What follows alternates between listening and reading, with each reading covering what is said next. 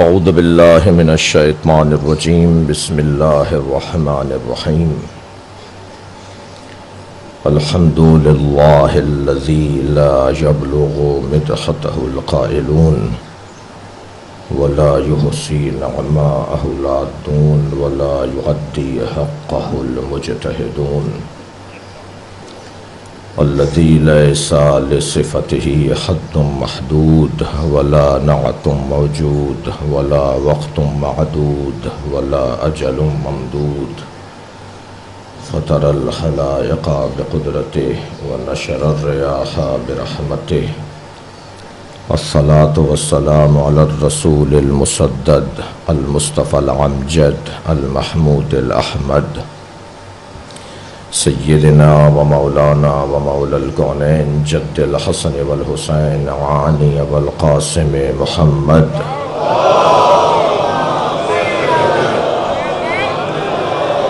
آلہ الطیبین الطاہرین المعصومین الذین قال اللہ انما یرید اللہ لیذہب عنکم الرجس اہل البیت ویطہرکم تطہیرا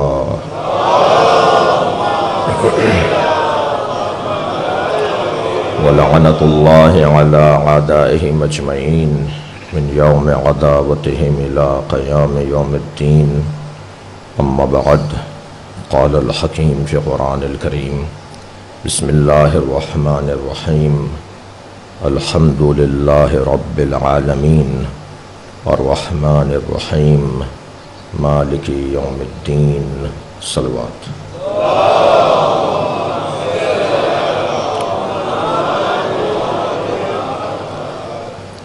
آج تاسوعہ ہے، 9 محرم ہے، اور ایک باب الحوائج کی ذکر شہادت کا بیان اس مجلس کا اختتام ہے۔ اپنے ذہنوں میں مریضوں کو اور اپنی حاجات کو خاص طور پر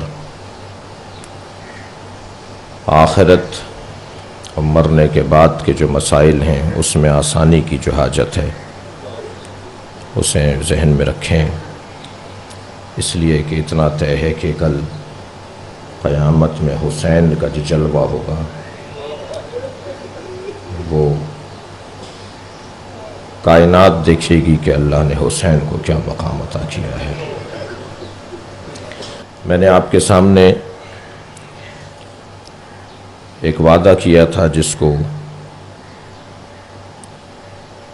ارادہ تھا مگر پورا نہ کر سکے، اور وہ سورہ مبارکہ الحمد کی تفسیر ہے، لیکن آج ہم حسن اتفاق ہے اور کہیے ارادہ پروردگار ہے، اور شاید اس میں کچھ مصلحت ہے کہ ہم جس آیت پہ آج پہنچے ہیں اس آیت کا بڑا گہرا تعلق ہے امام حسین کے ساتھ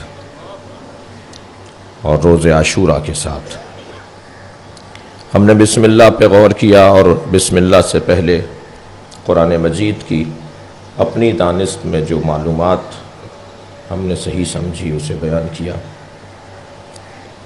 اور بسم اللہ پر غور کر کے پھر ہم نے پہلی آیت کے اوپر غور کیا کہ الحمدللہ رب العالمین کا کیا مطلب ہے، اور پھر الحمدللہ کیوں، اس لیے کہ رب العالمین، الحمدللہ کیوں، اس لیے کہ الرحمن الرحیم، الحمدللہ کیوں، اس لیے کہ مالک یوم الدین۔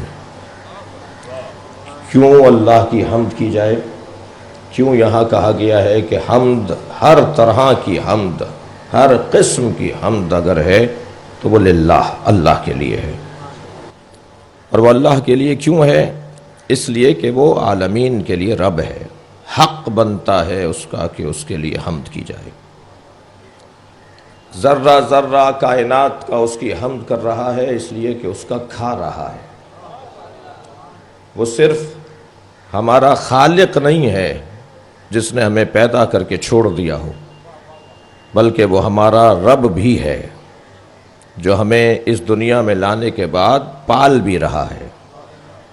وہ عالمین کے لیے رب ہے، اور تم کیا ہو عالمین میں؟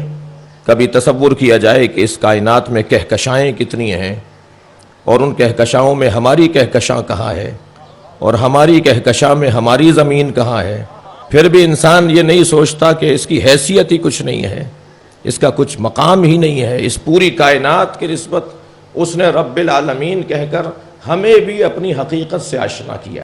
ذرا اپنے اوپر بھی غور کرو کہ تمہاری حیثیت کیا ہے، تم کھڑے کہاں ہو، تم ہو کیا۔ لیکن جب انسان غافل ہو جاتا ہے اپنی ذات سے تو پھر اپنے آپ کو کچھ سمجھنے لگتا ہے، اور پھر قرآن کہتا ہے کہ اے انسان لا تمشی فی الارض مرحا، خبردار اس زمین پہ چلتے وقت اس بات کا خیال رکھو کہ تم زمین کے سینے کو پھاڑ نہیں سکتے۔ جب تم قدم مار مار کر اس زمین پر چل رہے ہوتے ہو تو تم یہ کیوں نہیں سوچتے کہ تمہارے بس کی بات نہیں ہے اس زمین کے سینے میں سوراخ کرنا، اور جب تم اپنی گردن اکڑا کر چلتے ہو تو ایسا لگتا ہے تم پہاڑ سے اونچے ہو جاؤ گے، تم تو پہاڑ سے اونچے نہیں ہو سکتے۔ اور فرمائیں گے عزیزان گرامی، یہ انسان اپنی طرف توجہ کر لے تو شاید مسئلے سارے حل ہو جائیں، اور شاید سب سے زیادہ مشکل مرحلہ ہے بھی یہی کہ جس نے من عرف نفسہ فقد عرف ربہ، اپنے آپ کو پہچاننے کی دیر ہے، اللہ پھر خود بخود سمجھنے میں آنے لگے گا۔ جب انسان اپنے آپ کو پہچان لے اور اپنی معرفت حاصل کر لے کہ میں کیا ہوں، میری حیثیت کیا ہے، میں کیا ہوں، میرے مقام کو اللہ نے کہاں قرار دیا ہے، تو خود بخود رب کی معرفت بھی ممکن ہوتی چلی جائے گی۔ اور یہ طریقہ بھی ہمیں علی نے سکھایا ہے، اس لیے کہ وہ اپنے آپ کو بھی خوب جانتے تھے اور اپنے رب کو بھی خوب پہچانتے تھے۔ لہذا اس مرحلہ بیان پر الحمدللہ، کیوں؟ اس لیے کہ رب العالمین، کیوں؟ اس لیے کہ الرحمن الرحیم، وہ رحمان بھی ہے اور اس کی رحمانیت میں شدت بھی ہے، یعنی وہ رحیم بھی ہے۔ جس طرح عالم اور علیم، شاہد اور شہید، جس طرح ناصر اور نصیر، اسی طرح رحمان اور رحیم۔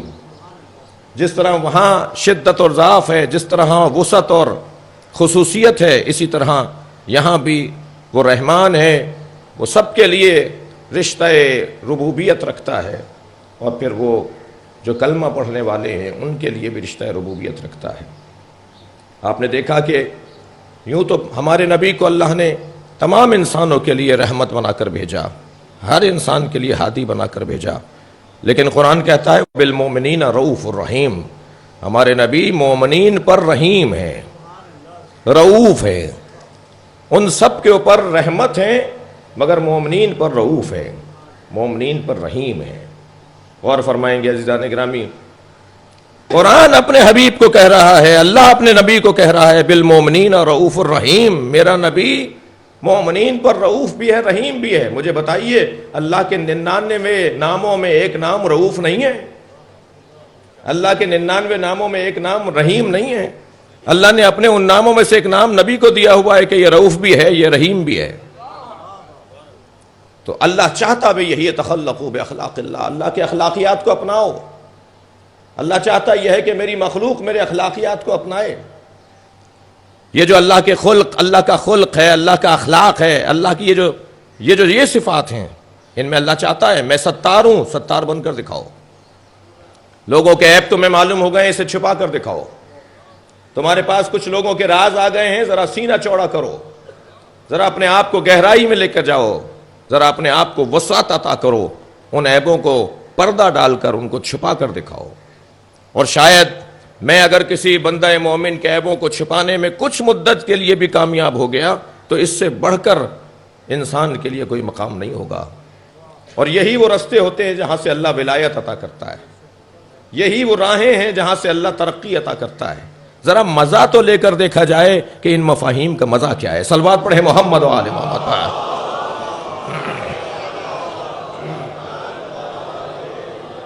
لہذا یہاں پر الحمد کی جو تفسیر خود سورہ مبارکہ الحمد کے اندر موجود ہے۔ الحمد کیوں؟ اس لیے کہ رب العالمین، کیوں؟ اس لیے کہ الرحمن الرحیم، کیوں؟ اس لیے کہ مالک یوم الدین۔ عقیدہ توحید کے جو 4 مراحل علماء علم کلام نے بیان کیے ہیں، جس میں توحید ذات، توحید صفات، توحید افعال اور پھر توحید عبادت۔ اور توحید عبادت ایک ایسا آخری مرحلہ تصور کیا گیا ہے کہ جس کے بعد انسان کسی اور کے دروازے پہ دکھائی نہیں دے سکتا. جب انسان سمجھ لے کہ اللہ ذاتاً وحدہ لا شریک ہے، اس کی ذات کسی کے ساتھ شریک نہیں ہے، توحید ذات. یقیناً میں یہاں صرف گزرتے ہوئے بات عرض کریں گے. توحید ذات کے بعد پھر یہ عقیدہ رکھنا ضروری ہے کہ اس کی صفات بھی اس کی ذات کے ساتھ محدود ہیں.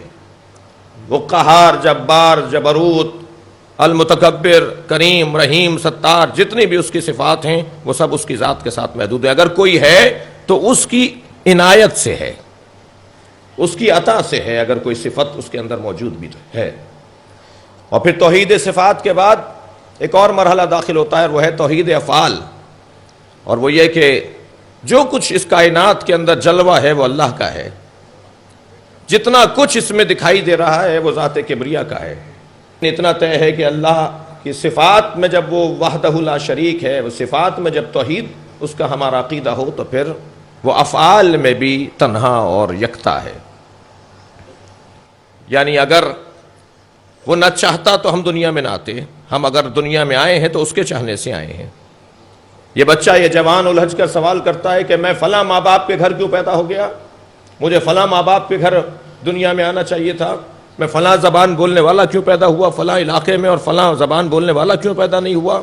یہ شکوے، یہ گلے بارگاہ پروردگار میں اس لیے روا نہیں ہے کہ تمہیں تو اس پر شکر ادا کرنا چاہیے کہ تم ارادہ پروردگار کا مورد ہو. اللہ نے جیسے چاند کے لیے ارادہ کیا ہے ایسے تمہارے لیے ارادہ کیا ہے. اللہ نے جیسے سورج کے لیے ارادہ کیا ہے کہ اسے خلق کرے، ایسے تمہارے لیے ارادہ کیا ہے. یہ کیا کم بات نہیں ہے کہ اللہ نے جیسے زمین کے لیے ارادہ کیا ایسے میرے لیے ارادہ کیا ہے.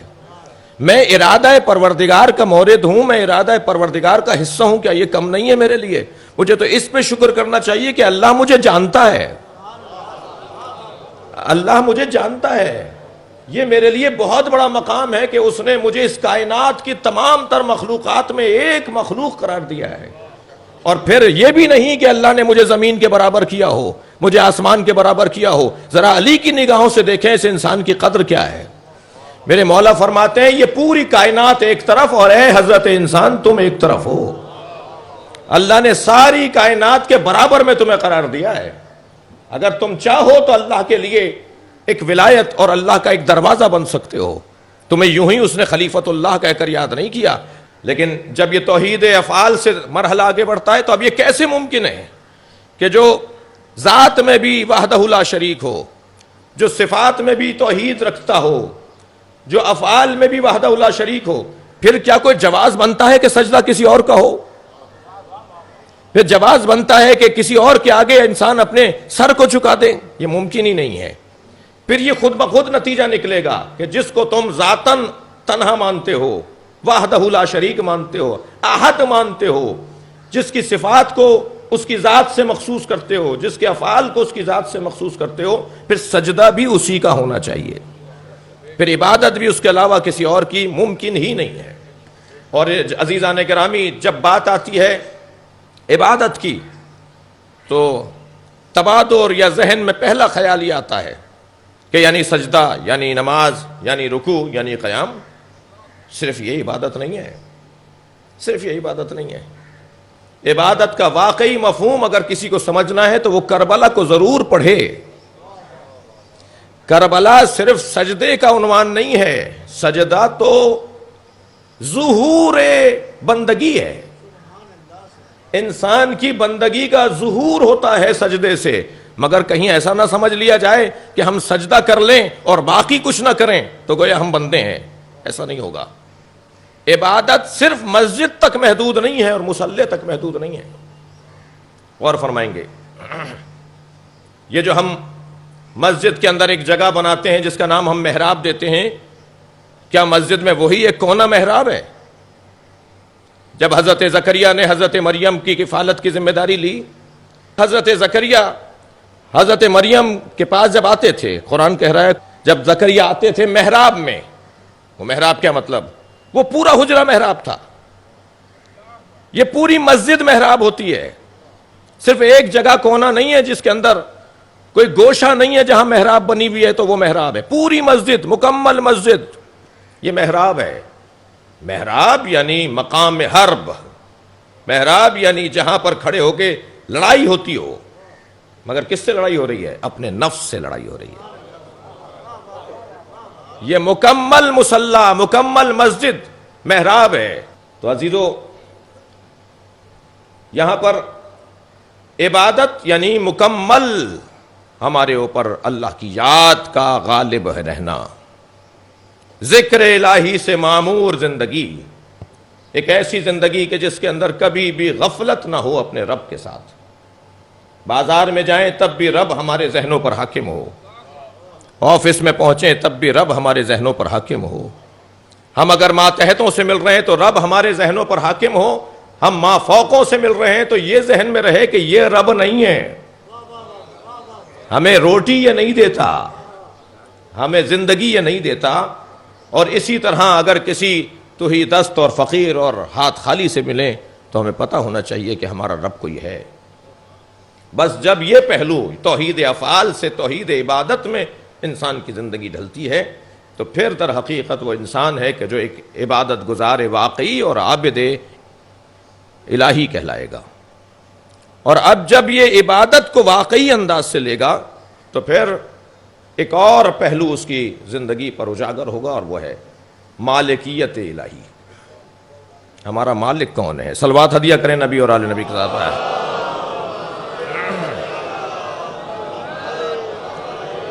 ہمارا مالک کون ہے؟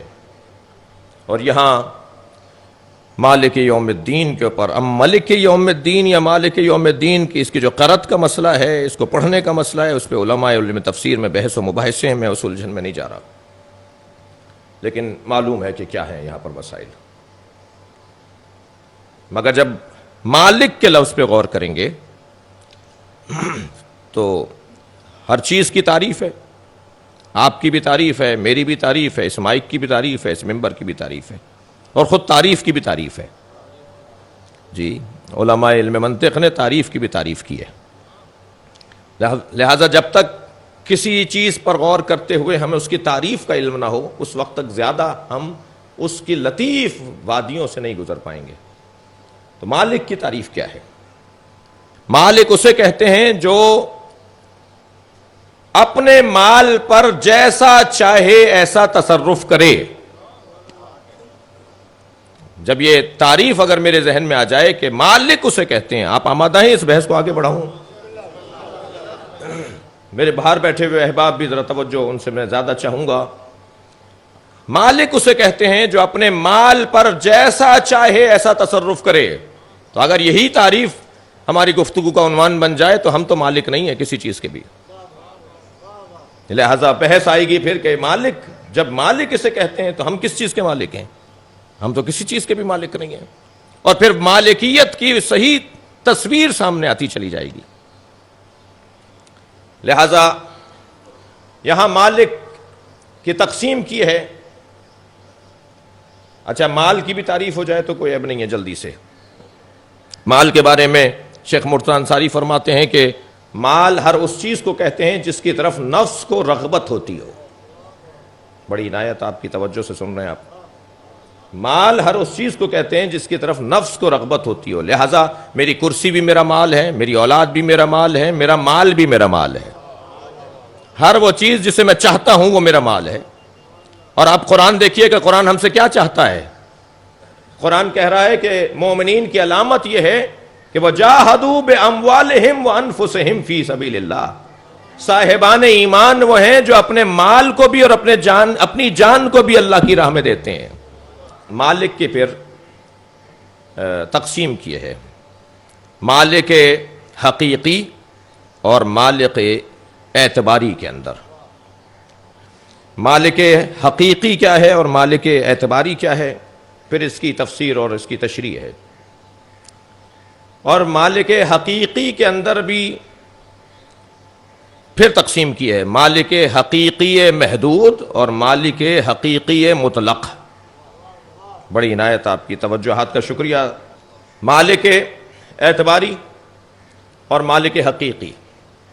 مالک اعتباری، مثلا میں اپنے کپڑوں کا مالک، مثلا میں اپنے گھر کا مالک، مثلا میں اپنی زمین کا مالک، یہ جو جیب میں کوئی رقم ہے اس کا مالک، وہ جو سواری ہے جس میں بیٹھا ہوں اس کا مالک، یہ فرض کر لیا گیا ہے کہ میں اس کا مالک ہوں، اعتبار کر لیا کچھ دیر کے لیے میں نے، وہ جو نوٹ کچھ دیر کے لیے میری جیب میں آیا ہے میں نے کچھ دیر کے لیے تصور کر لیا یہ میرا ہے، کچھ دیر کے بعد میں کسی اور کو دے دوں گا، پھر وہ تصور کرے گا میرا ہے، پھر کسی اور کے پاس جائے گا وہ تصور کرے گا میرا ہے۔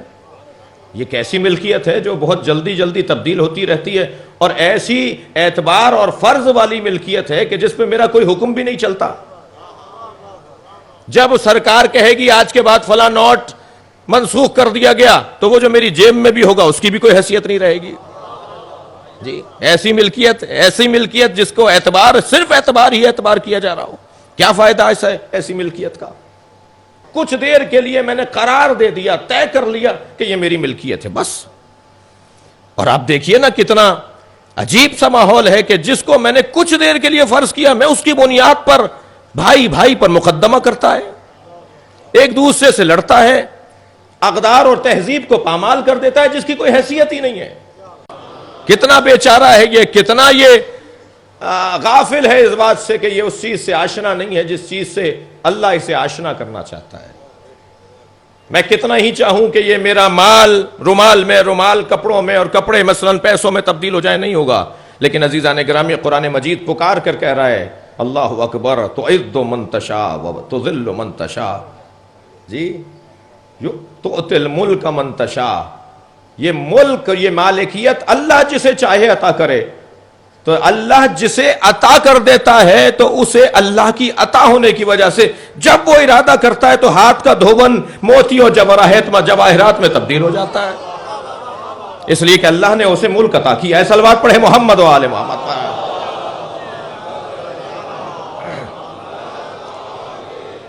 مالکیت اعتباری، اب ذرا ایک قدم اور آگے بڑھیں، پھر ہے مالکیت حقیقی، جلدی عرض کروں گا۔ اور مالکیت حقیقی کے اندر عزیزان گرامی پھر تقسیم ہو رہی ہے مالکیت حقیقی محدود اور مالکیت حقیقی مطلق۔ ہمارے اعضاء و جوارح پر ہم مالکیت حقیقی رکھتے ہیں مگر محدود، بال کٹواتے ہیں ہم اپنے، ناخون کٹواتے ہیں ہم اپنے، بدن کو ہمیں ایک حد تک تکلیف دینے کی مجاز ہیں۔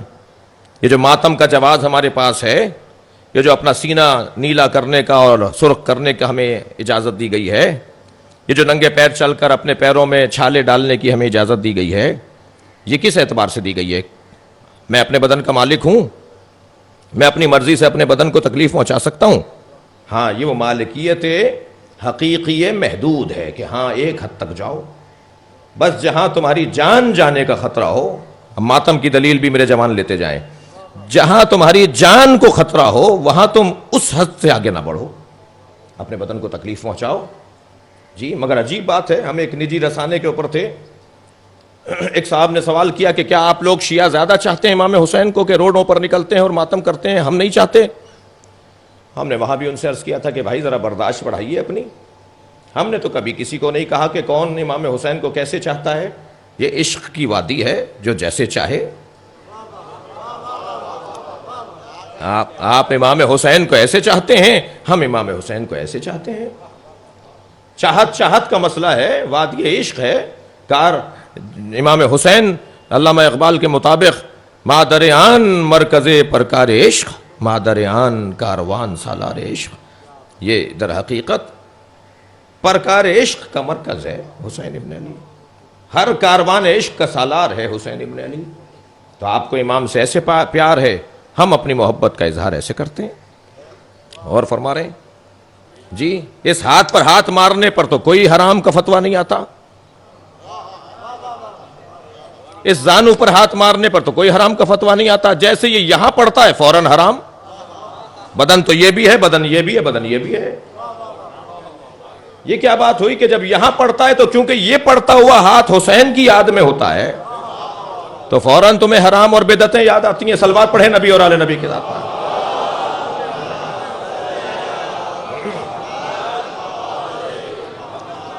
غور فرمائیں گے عزیزان گرامی، یہ وادی کوئی اور وادی ہے، اس کے اندر جانے کے لیے جب تک کہ عشق کی عین سے آشنائی نہیں ہوگی اس وقت تک عشق کے کاف سے آشنائی نہیں ہو پائے گی۔ غور فرمائے، یہاں ایک حد تک ہم اپنے بدن کو تکلیف دے سکتے ہیں، مشکل میں ڈال سکتے ہیں، اور وہ ہے مالکیت حقیقی محدود۔ یوم سے مراد یہاں کیا ہے؟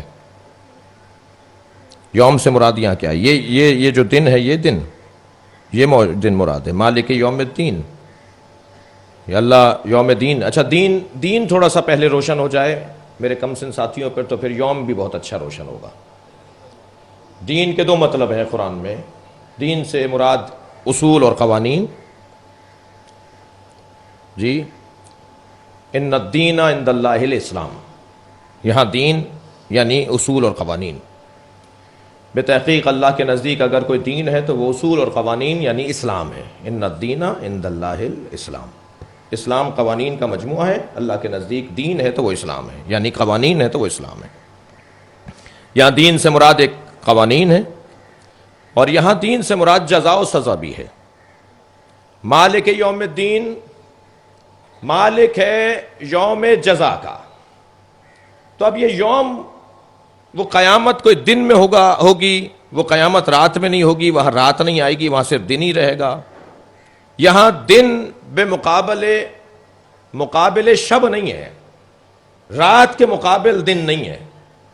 اچھا، یہ بھی طے ہے نا کہ ہم ضد سے اصل کو پہچانتے ہیں، تو یوم کی ضد یہاں پر دن نہیں ہے، رات نہیں ہے، یوم کی ضد رات نہیں ہے، یوم کی ضد شب نہیں ہے، بلکہ یہاں یوم کی ضد ہے غیبت۔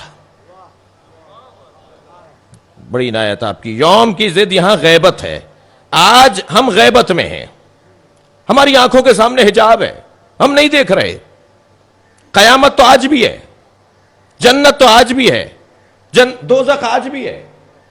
ایسا نہیں ہے کہ یہ سب مر جائیں گے تو ایک میدان میں دوزخ سجے گی، ایک میدان میں جنت سجائی جائے گی، جنت بنے گی بعد میں، ایسا نہیں ہے۔ جنت آج بھی ہے، دوزخ آج بھی ہے۔ یہ میں نہیں دیکھ رہا، میں غیبت میں ہوں، اسی لیے ہماری موت کو یقین کہا گیا ہے، حتی اتاک الیقین۔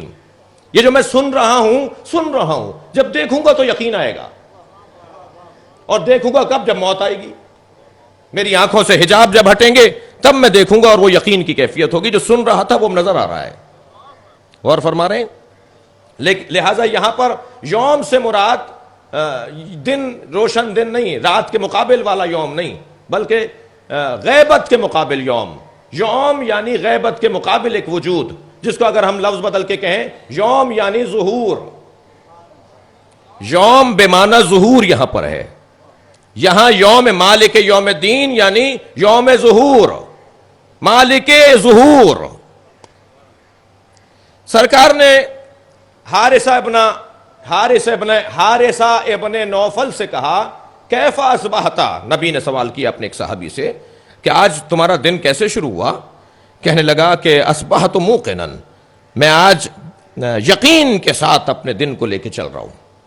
حضرت نے فرمایا، کیسے معلوم ہو کہ تمہیں یقین ہے؟ بڑی بات ہے، بڑا دعویٰ ہے۔ کہنے لگا، یا رسول اللہ، میں لوگوں کو جنت کی نعمتوں میں بھی دیکھ رہا ہوں، اور میں لوگوں کو دوزخ کے عذاب میں بھی دیکھ رہا ہوں۔ میں گناہ کرتے ہوئے شخص کو جب دیکھتا ہوں تو مجھے نظر آ رہا ہوتا ہے کہ یہ دوزخ کے عذاب میں مبتلا ہے۔ جب میں کسی کو نیکی کرتا ہوا دیکھتا ہوں تو مجھے نظر آ رہا ہے یہ جنت کی نعمتوں سے سرفراز ہے۔ تو حضرت نے فوراً فرمایا اللہ اکبر، فرمایا یہ شخص در حقیقت ولایت کے ایک درجے پر فائز ہے، اس کی نگاہوں کے سامنے سے حجاب ہٹ چکے ہیں۔ اور یہی کچھ کیفیت مولا نے خطبہ حمام میں متقین کی بھی بیان کی ہیں کہ متقین کون ہیں؟ کہ جب وہ انہیں نظر آ رہا ہوتا ہے جنت اور جنت کی نعمتیں انہیں نظر آ رہی ہوتی ہیں، دوزخ اور دوزخ کا عذاب انہیں نظر آ رہا ہوتا ہے، مگر یہ حجاب کچھ لوگوں کی آنکھوں سے ہٹتے ہیں، ہر ایک کی آنکھ سے یہ حجاب ہٹتا نہیں ہے، یہ کیفیت ہی کچھ اور ہے۔ لیکن ایک وقت ایسا آئے گا کہ جس وقت میں سب کے سامنے سے حجاب ہٹیں گے اور یوم ہوگا، وہ نظر آ رہا ہوگا وہ۔ لہذا وہ دن کچھ عجیب دن ہوگا، جس دن کچھ کیفیات بھی مختلف ہیں۔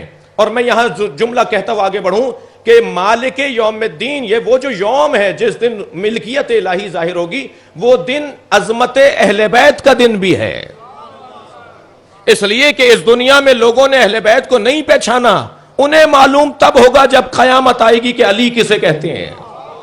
مجھے اور آپ کو سجدہ کرنا چاہیے اللہ کا کہ ہم کم سے کم یقین کر کے علی کو علی مان رہے ہیں. قرآن بڑے حسین انداز سے کہہ رہا ہے یوم یقوم الروح والملائکۃ صفا، وہ دن جس دن روح کھڑی کی جائے گی، بلند کی جائے گی، اور ملائکہ صف لگا کر آئیں گے. لا یتکلمون الا من اذن له الرحمن، اس دن کسی کو بولنے کی اجازت نہیں ہوگی الا ایک آدمی کو. بھائی زیادہ مشکل کی بات نہیں ہے، یا ایک آدمی کا نام تم بتاؤ یا ہم سے مان لو کہ اسے محمد اور علی کہتے ہیں. کون ایک آدمی جسے بولنے کی اجازت ہوگی قیامت میں؟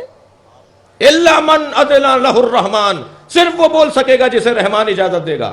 وہاں کسی کی زبان نہیں چلے گی، وہاں کوئی بولنے کی. یہاں تو لمبی زبانیں چلاتے ہیں لوگ، یہاں تو بڑی بڑی کتابیں بھی لکھی جاتی ہیں، یہاں تقریریں بھی ہوتی ہیں، لیکن عزیزان گرامی انہیں اس وقت معلوم ہوگا کہ علی کیا ہے، نبی کیا ہے، حسن حسین فاطمہ زہرا کا مقام کیا ہے. کسی کو بولنے کی اجازت نہیں ہوگی الا من. ایک پہلو بہرحال ہے کہ من یہاں پر ایک شخص کا ذکر ہو رہا ہے، جسے اللہ چاہے گا وہ بولے گا.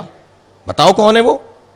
آدمی بھی ہوگا، وہ انسان ہوگا، وہ جسے اللہ بولنے کی اجازت دے گا. جہاں کوئی نہیں بول سکے گا وہاں کوئی بولے گا. اذا زلزلت الارض زلزالها واخرجت الارض اثقالها وقال الانسان ما لها. جب زمین جھٹکے کھائے گی اور زمین کے اندر کی چیزیں باہر نکلیں گی تو ایک انسان کہے گا زمین کو ہاتھ لگا کے کہ تجھے کیا ہو گیا ہے. وہ ایک انسان کون ہے؟ غور کر رہے ہیں آپ؟ وہ ایک انسان کون ہے جو زمین سے بات کر رہا ہوگا؟ کسی میں تو جرأت نہیں ہوگی، سب حواس باختہ ہوں گے. محشر کے لیے بیان کیا گیا ہے کسی کا دماغ کام نہیں کرے گا جب قیامت آ رہی ہوگی. وہ ایک آدمی کون ہوگا؟ ہم تو زیادہ الجھن میں پڑنا نہیں چاہتے. کسی بھی بڑے سے بڑے آدمی کو لے آؤ، اس میں جرأت نہیں ہے کہ اس وقت میں زمین سے بات کرے، مگر مجھے یقین ہے میرے مولا علی بات کریں گے. نبی کو اللہ نے یہ مقام عطا کیا ہے. علی بولیں گے ما لہا تجھے کیا ہو گیا ہے، نبی بولیں گے ما لہا تجھے کیا ہو گیا ہے. ٹھہرائیں گے اس زمین کو. جب مدینہ منورہ میں زلزلہ آیا سارا شہر کانپ رہا تھا، علی کے دروازے پر آ گئے یا علی مدینے میں زلزلہ ہے. حضرت نے فرمایا میرے گھر میں تو نہیں ہے. اور آپ اپنی ڈیوڑی سے باہر نکلے اور جیسے کسی بپھرے ہوئے جانور کو پیار کرتے ہیں نا، ایسے میرے مولا علی نے زمین کو پیار کرنا شروع کیا اور کہا اسکتی، خاموش ہو جا، ٹھہر جا. کانپتی بھی زمین رک گئی.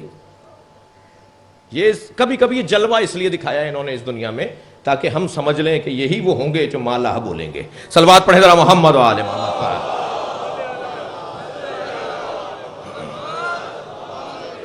مالک یوم الدین، وہ جو مالکیت حقیقی رکھنے والا وجود ہے وہ اللہ کا وجود ہے. اور عزیزان گرامی اس دن عجیب منظر ہوگا کہ جب لوگ گھبرا رہے ہوں گے. یوم یفر المرء، جب انسان اپنی ماں، اس کی ماں اس سے بھاگ رہی ہوگی، اس کا بھائی اس سے بھاگ رہا ہوگا، اس کا باپ اس سے بھاگ رہا ہوگا، اس کا صاحب، اس کا مالک اس سے بھاگ رہا ہوگا. لوگ ایک دوسرے سے منہ چرا رہے ہوں گے کہ کہاں یہ ہمیں نظر آ گیا. نفسی نفسی کی آوازیں لگ رہی ہوں گی. اپنی اپنی فکر کرو، اپنا اپنا خیال کرو. وہ دن خطرناک ترین دن. اس دن پروردگار عالم کہتا ہے یہ میری ملکیت ہے. تم نے دنیا میں جو چاہا کیا، یہ مرضی سے زندگی گزاری، اب مالک یوم الدین. لیکن اس دن ظہور عظمت اہل بیت کا دن ہے. آواز آئے گی غضوا ابصارکم حتی تجوز فاطمہ. اپنی آنکھوں کو جھکا لو، فاطمہ کی سواری آ رہی ہے. اپنی نگاہوں کو جھکا لو، فاطمہ زہرا آ رہی ہے. نبی فرماتے ہیں ابعث علی البراق، میں اس دن براق پر بٹھا کر لایا جاؤں گا. ویبعث علی علی ناقتی، اور علی اس دن میرے ناقے پر بٹھا کر لائے جائیں گے. وَيُبَثُ الْحَسَنُ وَالْحُسَيْنُ عَلَى نَاقَتَيْنِ، اور حسن حسین اپنے اپنے ناقوں پر بٹھا کے لائے جائیں گے. وَيُبَثُ الْأَنْبِيَاءُ عَلَى الدَّوَّابِ، اور ہر نبی اپنی سواری پر ہوگا. سنیں گے عظمت زہرا. آواز لگے گی، نبی فرما رہے ہیں تُبْعَثُ فاطمہ امامی علی العتبہ. فاطمہ کی سواری کا نام ہے عذبا، عین ضاد بے الف حمزہ، عذبا۔ اور پھر نبی نے بتایا کہ اس عذبا کی سواری کو کیسے سجایا جائے گا۔ میں کبھی کبھی ذوالجنہ کو سجا ہوا دیکھتا ہوں تو کچھ محسوس ہوتا ہے جو نبی نے بتایا کہ کیسے اسے سجایا جائے گا۔ اس کی باغیں یاقوت کی ہوں گی، اس کی زین زمرد کی ہوگی۔ یہ روایت کے جملے ہیں، بہار میں علامہ نے اسے لکھا ہے۔ اور فاطمہ، نبی فرما رہے ہیں فاطمہ عذبا پر بٹھا کر لائی جائیں گی اور ان کی سواری میری سواری کے آگے چلے گی۔ میں کیا کہہ گیا نہیں معلوم، یعنی نبی کی سواری کے آگے ہوگی بی بی کی سواری۔ کیا عظمت ہے! اور جب کاروان ہدایت جس کی سالاری زہرا کر رہی ہوں گی، یہ سارے ہادیان دین ہیں نا، نبی ہیں، علی ہیں، حسنین ہیں، ائمہ ہیں، پھر انبیاء ہیں، اولیاء ہیں، اوصیاء ہیں، اس سے پہ تو کسی کو اختلاف نہیں ہے۔ سنی شیعہ نے سب نے لکھا ہے کہ اول شخص یدخل فی الجنہ، جو سب سے پہلی شخصیت جنت میں داخل ہوگی وہ فاطمہ ہے۔ سنی شیعہ نے لکھا ہے عظمت سیدہ کے باب میں جنت میں سب سے پہلے جناب زہرا کی سواری جائے گی، اور جناب زہرا بھی جنت میں ایسے ہی نہیں جائیں گی۔ تفسیر تسنیم کے اندر اسے لکھا ہے کہ بی بی کی سواری جب جنت کے دروازے پہ پہنچے گی تو بی بی فرمائیں گی میرے حسین کے عزادار کہاں ہیں؟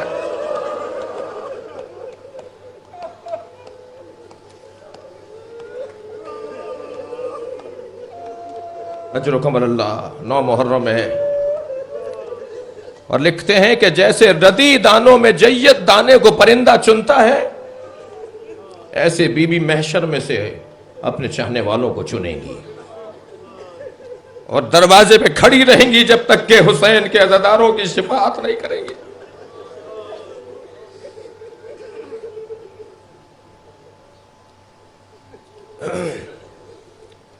جب بی بی کی سواری گزرے گی تو بڑھتا ہوئی سواری کو آواز دیں گی میری سواری روک دو۔ جب سواری رکے گی تو اللہ کا سوال آئے گا فاطمہ کیوں رکی ہو؟ تو بی بی فرمائیں گی میرے بچوں کو کس جرم میں مارا گیا، آج مجھے انصاف چاہیے۔ آواز قدرت آئے گی فاطمہ کو آج انصاف ملے گا، مانگو۔ تھک کر نہیں روئیں گے عزاداروں، مجھے بھی آج دن ایسا ہے، زیادہ مصائب پڑھنے چاہیے۔ جو باہر احباب تشریف فرما ہیں، جو بیویاں بیٹھی ہیں، جب آپ رو رہے ہو تو اس کا خیال رکھیے کہ کہیں برابر میں فاطمہ کے رونے کی آواز نہ آ رہی ہو۔ شہاب الدین زہری کہتے ہیں کہ میں نے کربلا کے واقعے کے بعد امام سجاد سے جا کر کہا مولا میرے بیٹے کی شادی ہے، اس میں شرکت فرمائیں۔ تو امام نے رونا شروع کر دیا۔ میں نے کہا مولا شاید میں نے آپ کو تکلیف پہنچائی ہے، میں نے کہا تھا مولا میرے بیٹے کی شادی ہے اس میں تشریف لائیے، تو امام رونے لگے۔ تو شہاب الدین کہتے ہیں میں گھبرا گیا، مولا میں نے آپ کو کوئی تکلیف پہنچائی جو آپ میری کسی بات پہ رو رہے ہیں؟ فرمایا شہاب الدین واقعہ کربلا کے بعد ہم نے کسی شادی میں شرکت نہیں کی، ہمارے لیے خوشی رہی نہیں۔ کہتے ہیں کہ ایسے ہی امام نے مجھے کہا کہ میں واپس چلا گیا، کچھ دیر کے بعد آ کر میں نے کہا مولا میں نے اپنے بیٹے کی شادی سے پہلے آپ کے بابا حسین کی مجلس کا انتظام کیا ہے۔ امام نے فوراً فرمایا شہاب الدین ہم اب ضرور آئیں گے۔ شہاب الدین زہری کہتے ہیں کہ میں نے مسند بچھائی، امام کو اس پہ بٹھایا، مرثیے کے لیے شاعر کو کرسی دی، اس نے مرثیہ پڑھنا شروع کیا۔ جب امام کا مرثیہ ہو رہا تھا سب رو رہے تھے، میں بھی رو رہا تھا، میں گردن جھکا کے گریہ کر رہا تھا۔ جب مرثیہ مکمل ہوا تو میں نے اس جانب دیکھا جہاں امام بیٹھے تھے، تو کیا دیکھا امام اپنی جگہ نہیں ہے۔ تو مجھے گھبراہٹ ہوئی کہ امام کہاں چلے گئے، تو میں کھڑا ہو کر ڈھونڈنے لگا، تو کیا دیکھا صفے نیال میں امام بیٹھے ہوئے ہیں، جہاں نالے نے اتارتے ہیں نا وہاں امام بیٹھے ہوئے ہیں۔ میں نے جا کر کہا مولا میں نے تو آپ کو وہاں بٹھایا تھا۔ فرمانے لگے شہاب الدین جو ہم دیکھ رہے ہیں وہ تم نہیں دیکھ رہے، اس مجلس حسین میں رسول اللہ بیٹھے ہیں۔ اجرکم اللہ، اجرکم اللہ۔ خدا کسی غم میں نہ رلا، ایسی واقعہ میں اہل بیت میں ہمیں رونے اور رلانے والوں میں قرار دے۔ چند منزلیں لوں گا اور آج 9 محرم میں آپ بھی تھک کر گریہ نہیں کریں گے، جتنا ممکن ہو سکتا ہے پرسہ دیجئے۔ پھر بی بی فرمائیں گی یا اللہ مجھے حسین ایسا دکھا جیسے عصر عاشورہ تھا۔ آواز قدرت آئے گی، فاطمہ برداشت نہیں کر پاؤ گی. بی بی فرمائیں گی یا اللہ میں اہل محشر کو بتانا چاہتی ہوں میرے ساتھ کیا گزری ہے. کہا جائے گا وسط محشر کی زمین کو بلند کیا جائے، وسط محشر کی زمین کو بلند کیا جائے گا اور پھر کہا جائے گا ہاذا حسین، وہ دیکھو حسین. تو محشر میں منظر دکھائی دے گا کہ حسین گھوڑے سے گر رہے ہیں، ادھر حسین ذوالجناح سے گر رہے ہوں گے، ادھر زہرا اپنی سواری سے گر رہی ہوں گے. آپ کے رونے کی آوازیں بلند ہے نا، محشر میں ایسے ہی رونے کی آوازیں بلند ہو رہی ہوں گے.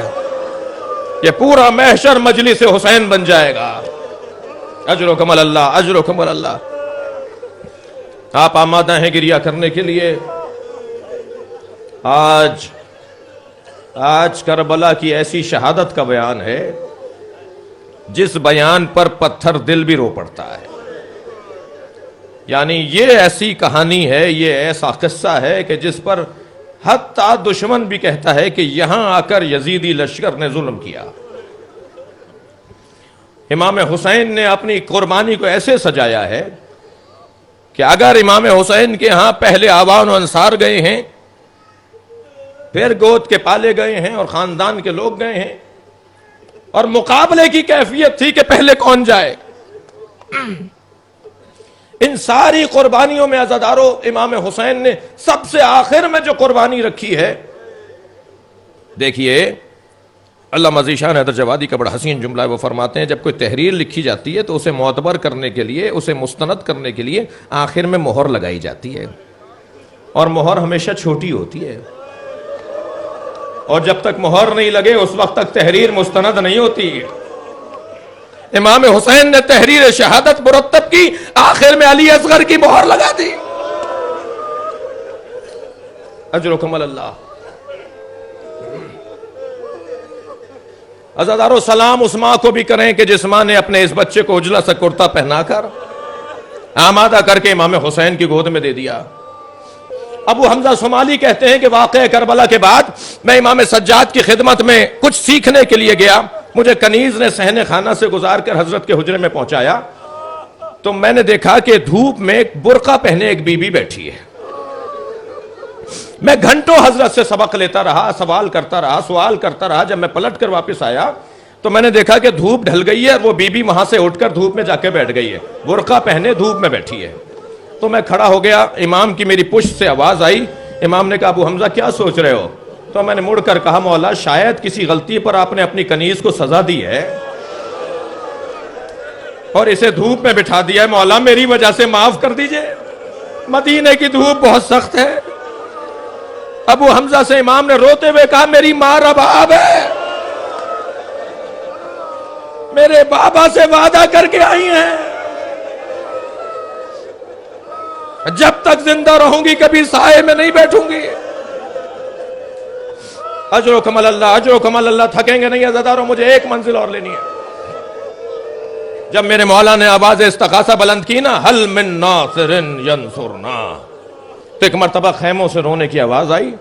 امام نے اپنے گھوڑا موڑا اور آ کر کہا بہن زینب ابھی حسین زندہ ہے، تمہارے رونے کی آواز کیوں آ رہی ہے؟ فرمایا بھائی جب آپ مدد کے لیے پکارتے ہیں تو قوم اشقیہ تو مدد نہیں کرتی، مگر یہ علی اصغر خود کو جھولے سے گرا دیتا ہے. امام نے فرمایا اس کی ماں سے کہو کہ اسے میرے گود میں لا کے دے دے. جناب رباب نے کجلا سا کرتا پہنایا. بزرگ بیان کرتے ہیں کہ بالوں میں کنگھی کی، آنکھوں میں سرما دیا، اور علامہ مجلسی لکھتے ہیں کہ بنا کے شکل مجاہد کے لے چلے شبیر، الٹ دیا علی اصغر کی آستینوں کو، اور ایک مرتبہ حضرت علی اصغر کو لا کر امام حسین کی گود میں دے دیا. اور شاید ایک جملہ کہا بیٹا اگر تمہاری دادی زہرا پوچھیں تیری ماں نے منہ کیوں نہیں دھلایا تو اتنا کہہ دینا میری ماں کے پاس پانی نہیں تھا. اور امام نے اپنے بچے کو گود میں لیا اور میدان کربلا میں آئے ہیں. آپ نے سوال آپ کیا ہے عزاداروں، میں کہتا ہوں یہ بہت ہے رونے کے لیے. میرے مولا نے جناب سکینہ سے کہا تھا سکینہ جب وطن جاؤ تو ہمارے شیعوں کو اتنا کہنا کہ اپنے مولا کی اس مصیبت کو ضرور یاد کریں جب تمہارا مولا پانی مانگ رہا تھا. بہت مشکل مرحلہ تھا. ایک تیر سے شعبہ آ کر حضرت علی اصغر کے گلے پہ لگا. میرے مولا نے اپنے چلو میں علی اصغر کا خون لے لیا. آسمان کو دیکھا تو آواز آئی کہ کبھی پانی نہیں برسے گا، زمین کو دیکھا تو آواز آئی کہ کبھی فصلیں نہیں اگیں گی۔ اب وہ خون کہاں گیا؟ ایک مرتبہ خون ناحق سوال کے لیے موجود ہے۔ امام نے 2 منزلیں لیجئے، امام نے اپنے بچے کے اوپر، لاشے کے اوپر اپنے ابا کا دامن ڈال دیا اور اپنے بچے کا لاشا اپنی ابا کے ساتھ لے کر آ رہے ہیں۔ میرے مولا نے لاشے تو بہت اٹھائے ہیں مگر یہ لاشا حسین سے اٹھ نہیں رہا تھا۔ کبھی 7 قدم آگے جاتے ہیں انا للہ، کبھی الٹے پیر واپس آتے ہیں رضاً بقضائہ و تسلیما لامرہ۔ اسی کیفیت میں تھے، خیمے کا دروازہ سامنے تھا کہ ایک مرتبہ خیمے سے پردہ ہٹا۔ میرے مولا نے سکینہ کو کھڑے ہوئے دیکھا، بی بی نے جب دیکھا کہ بھائی گود میں ہے اور ہاتھ پیروں میں حرکت نہیں ہے تو ایک جملہ کہا، بابا میں بھی پیاسی ہوں، بابا مجھے بھی پانی پلا لائیے۔ امام نے کوئی جواب نہیں دیا مگر سکینہ کی آواز پر خیمے کے دروازے سے پھر پردہ ہٹا۔ اب امام نے دیکھا کہ رباب کھڑی ہیں۔ میرے مولا نے رباب کو دیکھ کر ایک مرتبہ چونکتے ہوئے کہا، رباب بتاؤ میں کون ہوں؟ اس سے پہلے کہ رباب پوچھے، امام نے پوچھا رباب بتاؤ میں کون ہوں؟ جناب رباب نے غور سے دیکھ کر کہا، آپ میرے امام ہیں، آپ میرے مولا ہیں۔ جب جناب رباب کے یہ جملے سن لیے، امام نے ابا کا دامن ہٹا دیا۔ ایک ماں نے خون میں لت پت بچہ دیکھا، ایک مرتبہ نزدیک آئیں، ننھے ننھے لبوں پر لب رکھے، یا بنیا مثلہ کا ینہر، کیا تجھ جیسے نہر کیے جاتے ہیں؟ اے میرے والی میری کمائی لٹ گئی، ماتم حسین